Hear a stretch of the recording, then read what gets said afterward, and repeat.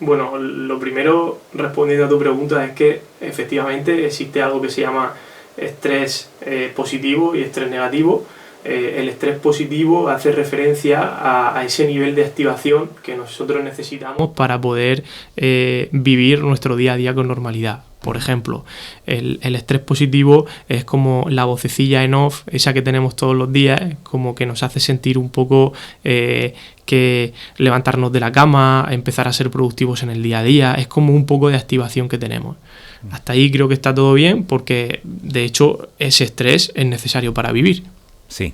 Y luego, en cambio, tenemos el estrés negativo, que el estrés negativo es perjudicial porque se diferencia del positivo porque precisamente dura mucho más en el tiempo y es más constante. El positivo tiene como un principio y un final, cuya finalidad es precisamente la activación de la persona, y el negativo dura más en el tiempo y por lo tanto es más perjudicial.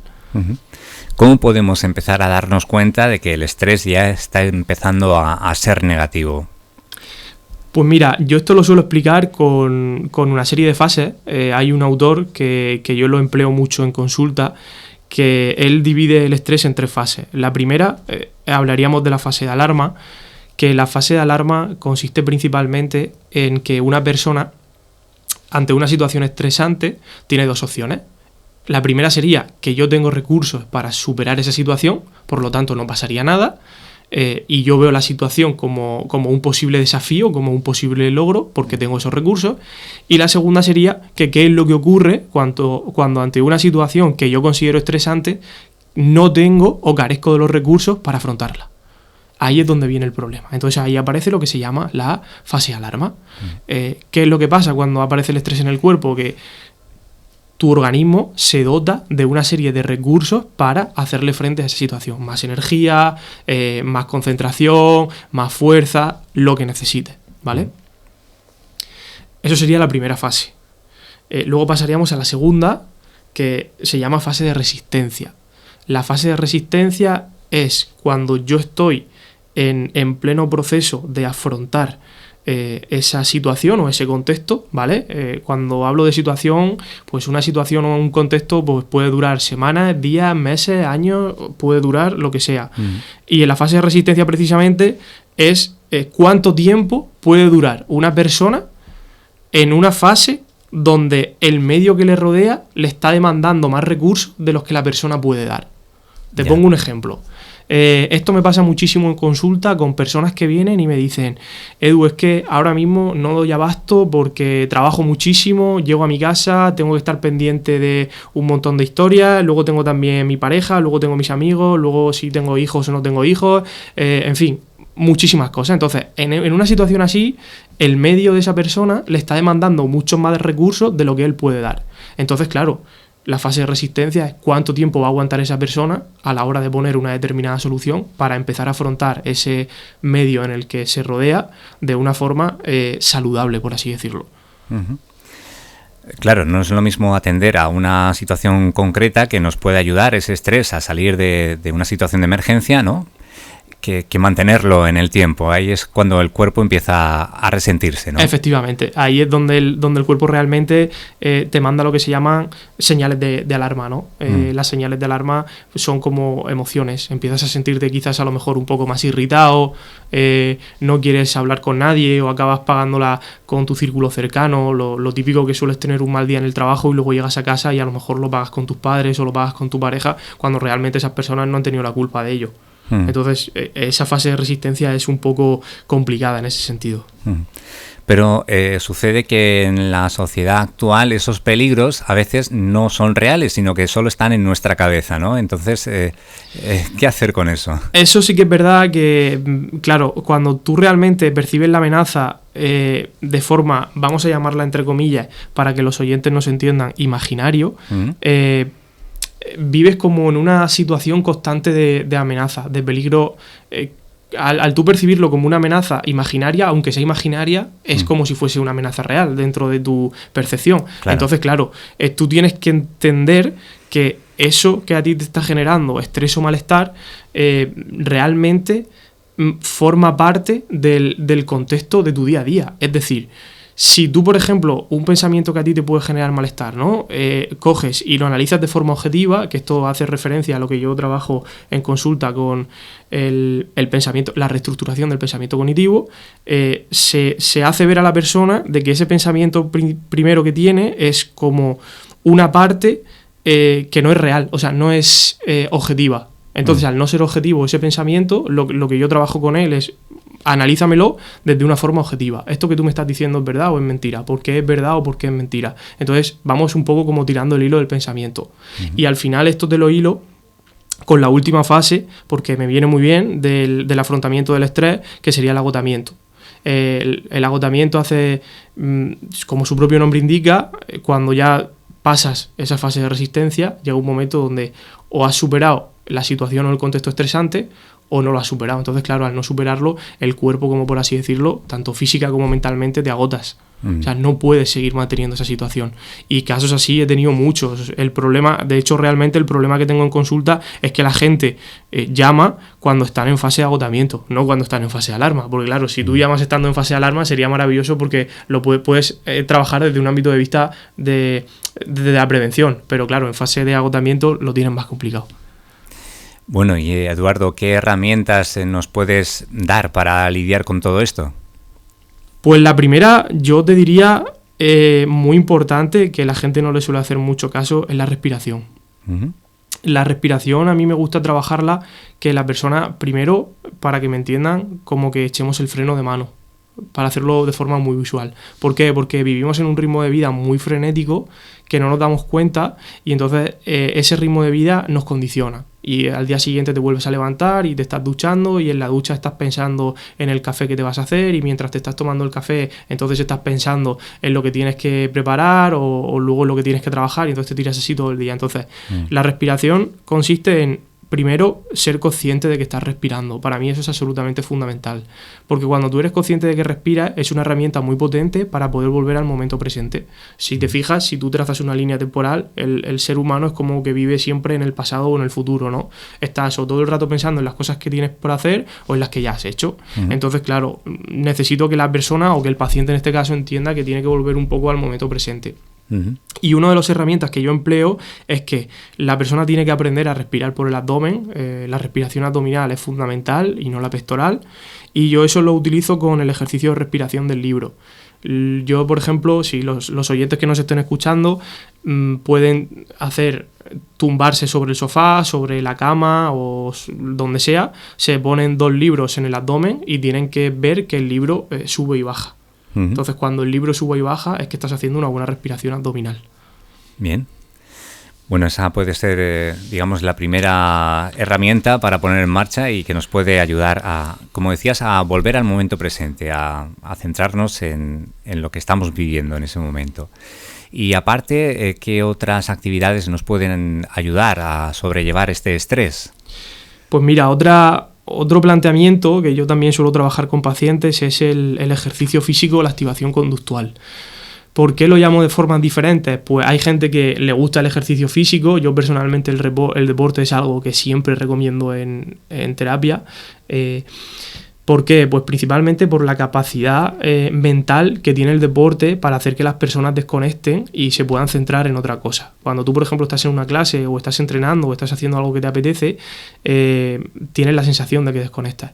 Y eso sí que es verdad, y siempre lo he dicho, que el deporte es el antidepresivo natural más potente que existe, porque te permite descargar si has tenido un mal día o si estás atravesando por una situación, un contexto complicado. Entonces, para mí es importante que las personas salgan un poco de actividad física. ¿Y qué pasa? Las personas que me dicen que no les gusta el gimnasio o que no les gusta el deporte, pues yo tiro entonces por la rama de la activación conductual. Digo, vale, aunque no te guste el deporte, por supuesto yo no puedo obligar a nadie a que haga deporte, ¿vale? Pero sí que es verdad que yo digo, aunque sea salir a pasear un rato o hacer, por ejemplo, si tienes que ir a hacer la compra, ve andando para que al final tengas como ese pequeño plus de activación a lo largo del día, ¿vale? Bueno, sí, es cambiar un poco el ejercicio físico o ponerle otra palabra, pasear, estar en la naturaleza, ¿no? Bajar al río, por ejemplo, ¿no? Correcto.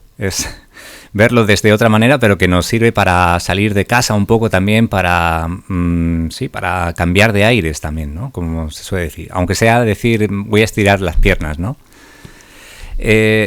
Luego, Eduardo, yo creo que tampoco damos la importancia que tienen el tener hobbies, aficiones, el fomentar también ese tiempo libre, divertirse, porque parece que hasta nos sentimos culpables, ¿no? De cuando tenemos muchas cosas que hacer, el dedicar un tiempo a esto parece que es, no sé, que nos hace sentir culpables. Yo, de hecho, en consulta he tenido pacientes que se sienten mal cuando tienen tiempo libre. Y para mí eso es preocupante, ¿no? Que una persona llegue hasta el punto de sentirse mal por tener tiempo libre, por lo menos me parece cuanto menos preocupante. ¿Por qué? Porque un hobby, ¿qué es? Un hobby es una actividad que a una persona le resulta placentera. Es decir, la hago porque me gusta.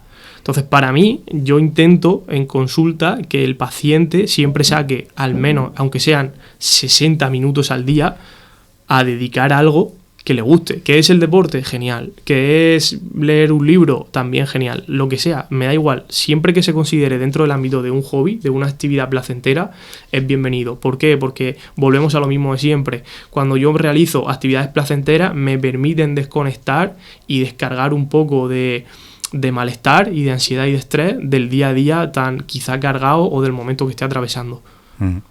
Lo que pasa es que últimamente tenemos muchos mensajes a nuestro alrededor de aprovecha más tu tiempo, sé más productivo, ¿no? Sácale más rendimiento a tu vida. Eso choca un poco, ¿no? con este tiempo de relax que nos debemos dedicar.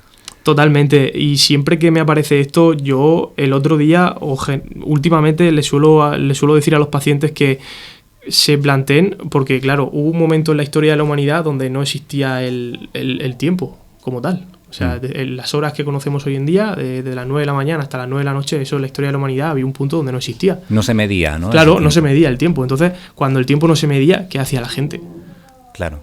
Entonces, yo esto es alguna pregunta que planteo siempre y la gente se queda un poco como eso. Porque claro, tú no concibes ahora el mundo sin que exista el tiempo medido en horas. Me explico lo que quiero decir, ¿no? Claro. Y eso sí que es verdad que es un planteamiento que a la gente le pilla un poco de sopetón y se quedan un poco como diciendo, pues realmente no sé cómo actuaría yo si no existiese esa gestión del tiempo, como tú dices. Para mí es súper importante, cuando trabajo lo de la gestión del tiempo, que la persona sepa en todo momento saber ponerse límites. Esto es súper importante porque poner un límite, o lo que es lo mismo, saber decir que no, te va a permitir a ti priorizar un tipo de actividades o de recursos que en ese momento quizás son más importantes que otros que tienes pendientes, ¿vale? Por ejemplo, tengo un paciente que lleva para adelante 1.000 millones de cosas. Lleva un trabajo, lleva también aparte otro trabajo, lleva también algunos hobbies y le gusta tantísimo hacerlo todo, pero llega un punto donde no lo puede abarcar. O sea, es absolutamente imposible. Entonces, claro, esa persona tiene que saber a ponerse una serie de límites y decir, de tal hora a tal hora tengo que priorizar esto, porque si no me va a ser imposible. Por ejemplo, tengo que priorizar unas cosas del trabajo, porque si no luego me va a ser imposible dedicarle tiempo a otra cosa, o por ejemplo realizar mi hobby, que es una actividad que a mí personalmente me gusta. Es más, fíjate, esto es muy paradójico porque cuanto más haces, es como que te genera una insatisfacción, te metes en un bucle, ¿no? Es decir, cuanto más tareas tachas de la lista, más quieres poner. Entonces, como sientes una insatisfacción que no acaba nunca. Y yo siempre lo digo que es como necesitamos incluso hasta ahí poner un límite de, no me gusta llamarlo tareas, pero sí cuántas cosas puedes hacer en un día normal, ¿no? Dentro de lo que se considera la normalidad. Y entender que no podemos llegar a todo ni hacer todo todos los días, ¿no? Esto es como el que le gusta leer y cuanto más lee, más se da cuenta de que no va a poder leer todo lo que hay en el mundo, ¿no? Tal cual. Y el que le gusta leer, el que le guste... Hay gente que le encanta su trabajo, le gusta muchísimo, pero es como, por ejemplo, no sé, el que lee muchísimo o el que le gusta, por ejemplo, trabajar 12 o 13 horas al día, que también he tenido pacientes de ese tipo, que no pasa absolutamente nada, pero evidentemente no te permite llevar una buena gestión y un buen uso del tiempo y de tu día a día. Bueno, y para terminar, ¿qué consejo o qué primeros pasos nos darías para gestionar mejor nuestro tiempo y convivir de una manera saludable con todo lo que hacemos o no llegamos a hacer? Pues yo terminaría con una metáfora que también empleo en sesión, y es que resulta que, no sé si tú, Jesús, te acuerdas de la imagen que circula un poco por redes sociales, que es un hombre subiendo una roca por una montaña. No sé si te acuerdas tú de esa imagen, que el hombre se llama Sísifo. Sísifo, sí, te imagino que te sonará, ¿no? Y que cuando llegaba arriba volvía efectivamente, a caer, ¿no? Cuando llegaba arriba la piedra volvía a bajar y entonces él tenía que volver a subirla, ¿no? Fue condenado eternamente a eso. Hoy en día la productividad funciona parecido, porque yo la metáfora que pongo es que comparo a Sísifo con la bandeja de entrada del correo de Gmail. Es decir, tú te levantas todos los días y ves que tienes 10, 15, 20, 30 correos y los respondes. Y al día siguiente te vuelves a levantar y a lo mejor en vez de tener 15 tienes o los mismos 15 o 20 o 30 o 40 correos más. Y así vas repitiendo una y otra vez todos los días. Y entonces, claro, como te metes en un bucle de productividad tan infinito, el primer consejo que doy yo es que analices el problema o analices lo que te pasa siempre desde fuera, como si fueses una tercera persona, como si lo estuvieses expectando.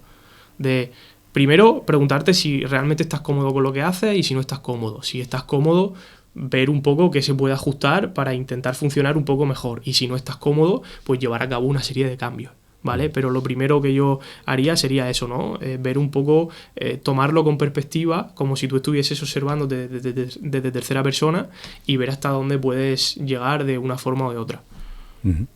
Muy bien, es una manera de empezar a gestionar ese estrés y esas tareas que a veces nos desbordan y nos causan tanto malestar. Eduardo, pues muchas gracias un día más por haber compartido esto con nosotros y seguimos estando contigo en 15 días de nuevo aquí en la radio. Correcto. Muchísimas gracias a vosotros, Jesús. Hasta otra, buenos días. Hasta luego. Adiós.